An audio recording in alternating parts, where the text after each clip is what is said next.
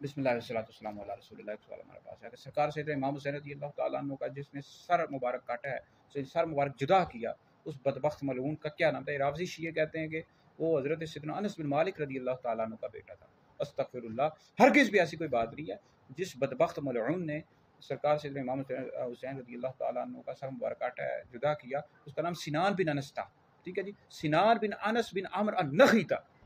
اور یہ بدبخت رافضی شیعہ کہتے ہیں کہ وہ حضرت انس بن مالک کا بیٹا، حالانکہ انس بن مالک کا بیٹا نہیں تھا۔ ان کا آپ شجرہ نسب پڑھو، انس بن مالک بن ندر ہے، اور یہ سنان بن انس بن عمرو النخعی تھا۔ رافضی شیعہ یہ صحابہ کے بغض میں اتنا آگے نکل جاتے ہیں کہ ان کی عقلوں پر پڑھتے پڑ چکے ہیں، کیا نہیں کیا بیان کرتے رہتے ہیں۔ تو اس کا نام سنان بن انس بن عمرو النخعی، بدبخت ملعون تھا وہ ایسا شخص جس نے سرکار امام حسین رضی اللہ تعالیٰ عنہ کا سر مبارک کاٹا۔ اہل سنت ہی وہ مبارک جماعت ہے جو نبی کریم علیہ السلام کے تمام صحابہ اہل بیت سے عشق کرتے ہیں۔